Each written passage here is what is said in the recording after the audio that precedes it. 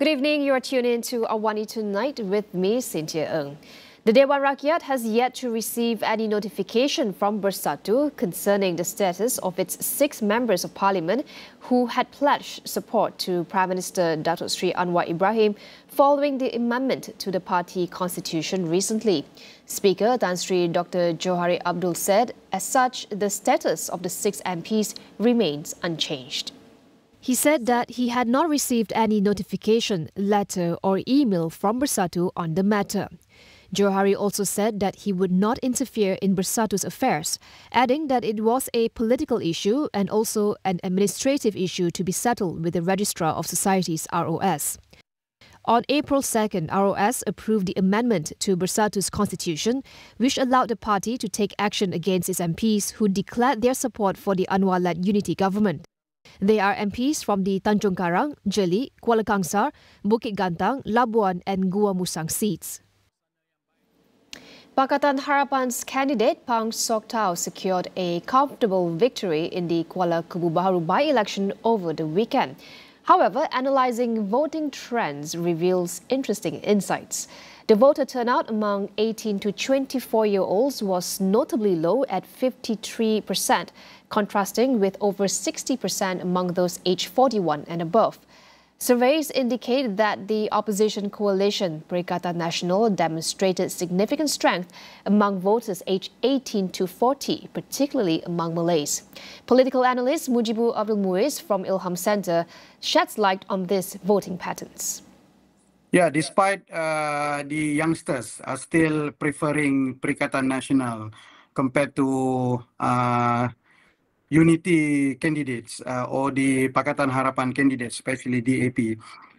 We need to be fair in assessing this thing because there are several factors that have affected on why the youngsters, especially at the age of 24 down to 18 years old, did not turn out for the last elections. This is due to the fact that most of them are staying outside the Kuala Kubu Baru. And if you look at the numbers, 6,000 of them, it is almost quarter of the numbers of the voters from the registered voters of Kuala Kubu Baru did not coming back to vote. And of course, considered as youngsters, there is no motivations for them to return to Kuala Kubu for that election, and this is maybe one of the reasons why the numbers of turnout is low.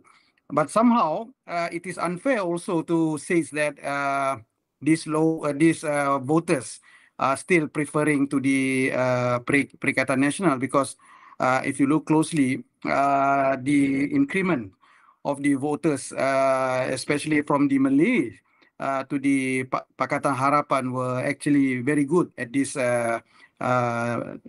by-elections. So these are the things that maybe each and every party need to look up.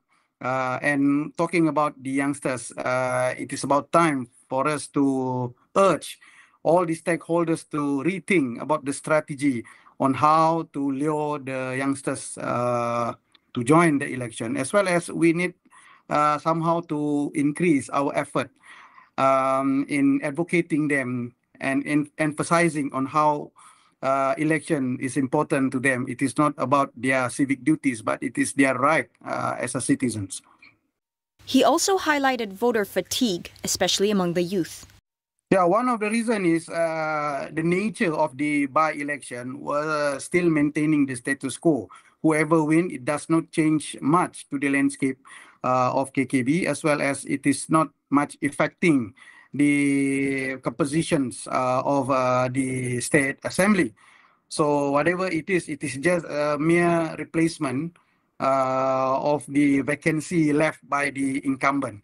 So because of this, the youngsters did not see that it is important for them to go for the elections. So they opt to just simply let it be. And maybe one of the reasons as well is it is a bit costly. And they simply say that it is good for them just let the people and staying at KKB to decide on behalf of them. Buses from Thailand are allowed to enter Malaysia to bring in tourists, but they must apply for temporary permits from the Land Public Transport Agency in advance. Transport Minister Anthony Loke says that these tour bus operators must furnish complete information, including details of the tour package, the number of passengers and the location of the accommodation.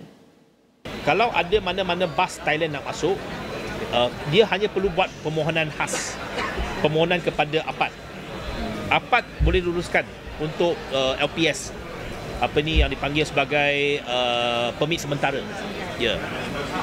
Permit sementara itu membolehkan mereka masuk. Apa yang kita kuasakan ialah Thailand ini dia banyak van. Van yang masuk ni dia kadang-kadang dia ambil penumpang. Itu tak dibenarkan. Dia kadang-kadang dia bukan masuk Kelantan saja. Dia melalui jalan Kelantan, dia pergi ke Kuala Lumpur. Dan sepanjang perjalanan itu, kadang-kadang dia ambil penumpang-penumpang dia. Itu yang tidak dibenarkan. Sebab itu, dia menjejaskan kita punya industri bus express. He said the regulation applies to all states, not just border states like Kedah and Kelantan. It was reported that the Kelantan government has requested the Transport Ministry to allow tourist buses from Thailand to enter the state in conjunction with the Visit Kelantan 2024 campaign. Traffic in Kuala Lumpur came to a standstill earlier today after heavy rainfall caused a tree to fall on a vehicle on Jalan Pinang. Occupants of the vehicle were reported safe. Several other vehicles in a nearby parking lot were also affected. The incident comes a week after an uprooted tree fell at Jalan Sultan Ismail, killing one person and injuring two others. The Kuala Lumpur City Hall DBKL has been instructed to take immediate action by cutting down high-risk trees. DBKL said that it had identified 28 old and high-risk trees in the city centre to be removed. Sarawak will start teaching science, technology, engineering and mathematics STEM subjects in English in secondary schools from 2026. State Education, Innovation and Talent Development Minister Datuk Sri Roland Saga says this is because the first cohort of primary school students will only finish the subjects in English next year. Saga said his ministry had drawn up a plan to conduct standardized assessments for Standard 6 students from 2025 and Form 3 students by 2028. He said the 2020 cohort would be the first to sit for the assessments. Those who qualify could also move on to pure science subjects in 2029.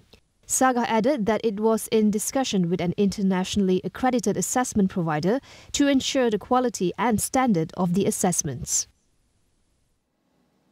We'll go for a quick break. Stay tuned for more.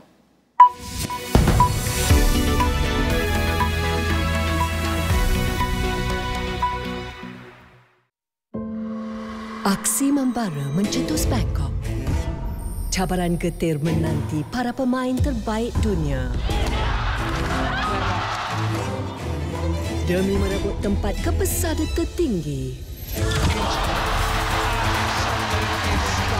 Setiap mata penting, kemenangan misi utama. Kejohanan terbuka Thailand 2024.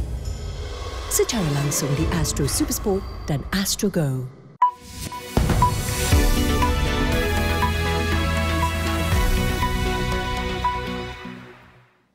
Welcome back. Singapore's incoming Prime Minister Lawrence Wong announced a minor cabinet reshuffle today ahead of assuming the top post later this week. The biggest change is the promotion of the Trade Minister Gan Kim Yong to become Wong's Deputy Prime Minister. The 65-year-old will be the acting Prime Minister in the absence of the Prime Minister. He was also made Wong's replacement as chair of the central bank. Wong will take over the premiership from Prime Minister Lee Hsien Loong on Wednesday. Wong will become only the fourth Prime Minister of the 59-year-old nation, which has been ruled by one party since 1959.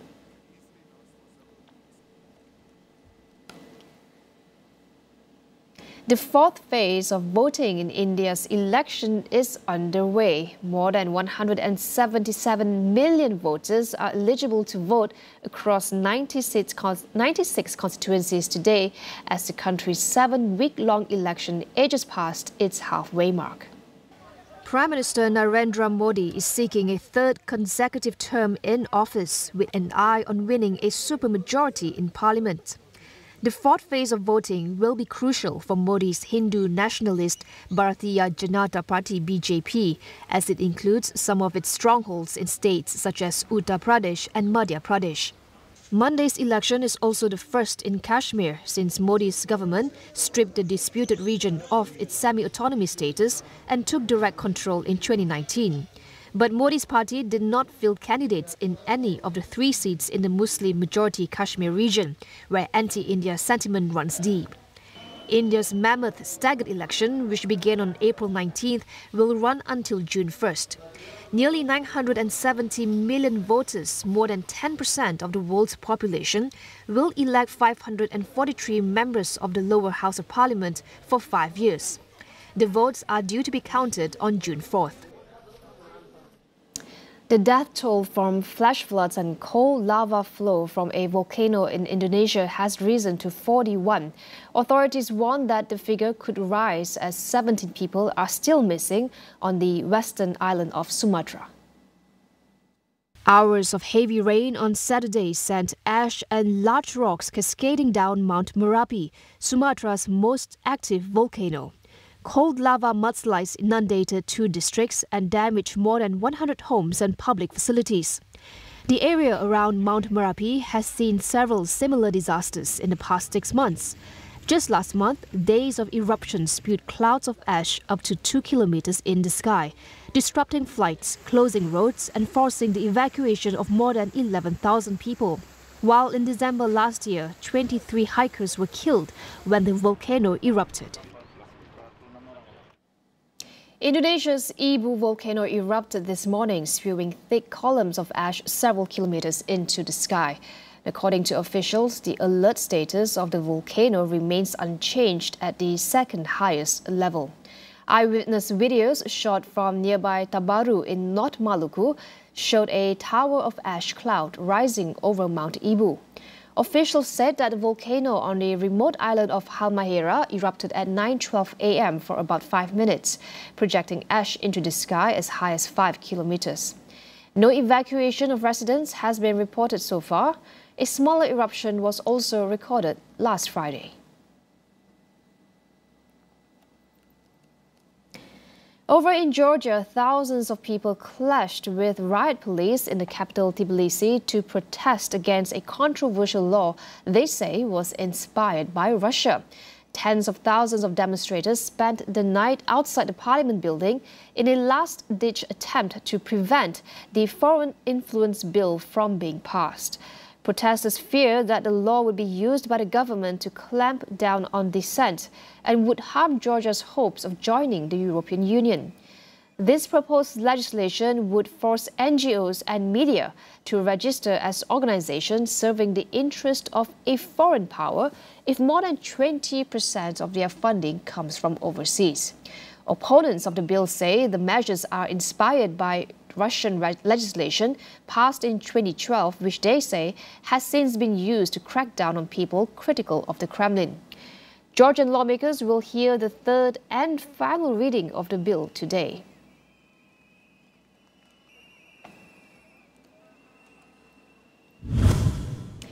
Japan will launch an online booking system for Mount Fuji's most popular trail in a bid to tackle over-tourism on the active volcano. This comes after it capped the number of daily entries up the Yoshida Trail to 4,000 people a day at a cost of $13 each. The trail is currently the route of choice for more than 60% of climbers. They will also not be allowed to set off between 6 p.m. and 2 a.m., part of an effort to stop bullet climbs, where people try to scale the peak without a break. Japan's highest mountain, at 3,776 meters, has become increasingly crowded during the summer hiking season, raising concerns about safety and environmental damage. Last year, more than 220,000 people climbed the mountain between July and September. Tourists also flocked to the surrounding areas to capture images of the majestic mountain, which is seen as a symbol of Japan, but its popularity has proved a burden for locals. Residents have complained of traffic congestion and littering. Authorities are also in the process of building a screen to stop people taking pictures of the mountain from a pavement opposite a Lawson convenience store. That wraps up AWANI Tonight. I'm Cynthia Ng. Thank you for watching. Good night.